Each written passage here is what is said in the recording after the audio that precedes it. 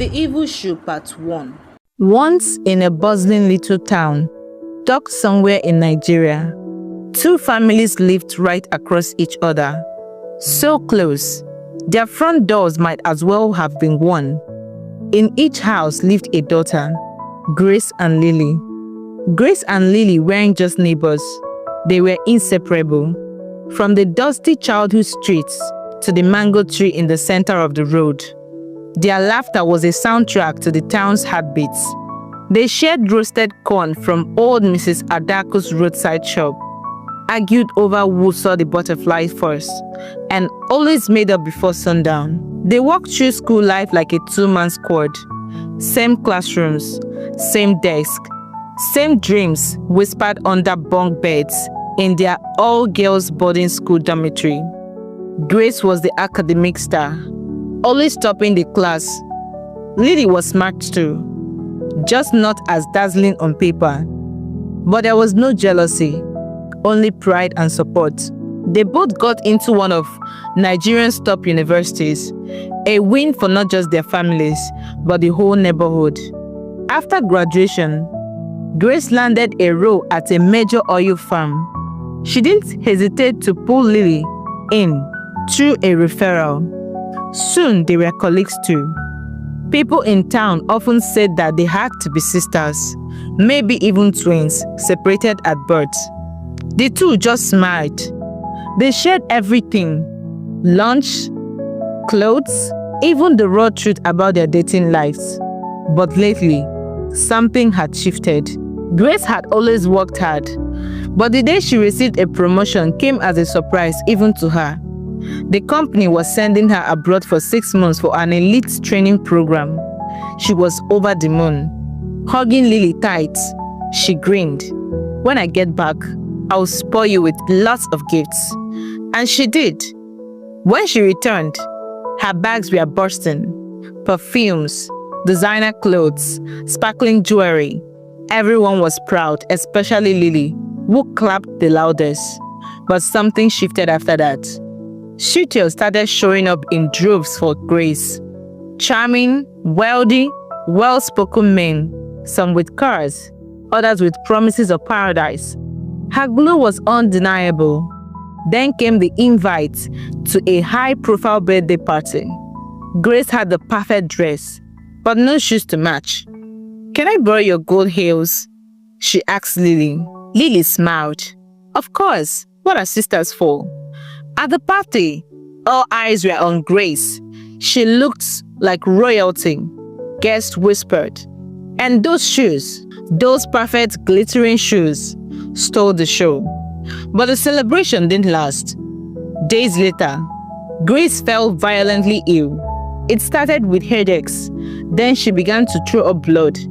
She was admitted to the hospital. Hospitals ran endless tests. Nothing. Back at work, she became a stranger. Everyone avoided her. Her once friendly boss barely looked at her. Then came the bombshell. She was accused of stealing company's funds. No evidence, no defense, just disgrace. Her suitors vanished, leaving her confused. Something is definitely wrong somewhere, she thought to herself. She could no longer sleep at night. Her strength waned. She woke up one morning with a sharp pain on her leg. Eventually, she could no longer walk. Her legs swelled grotesquely and emitted a stench no doctor could explain. Fired, humiliated, she returned to her childhood home in the village, sitting beneath the big tree every evening, wondering, why me? One day, as the sunset bled across the sky, an old man stopped beside her. "Child," he said, "your suffering comes from someone close, very close to you." Her heart dropped. Someone close to me? But who? He prayed over her, gave her herbs, and told her to wait 7 days. Strange, but true. On the 7th day, her strength returned. The swelling vanished. Her legs healed. But something else happened too.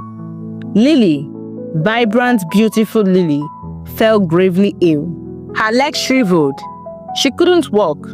3 days later, she sent for Grace. Grace stepped into Lily's apartment, heart pounding. "What happened to you?" she asked. Lily, in tears, could barely speak. I did this to you," she whispered. "I was jealous. Your success, your shine, it burned me inside." Grace froze.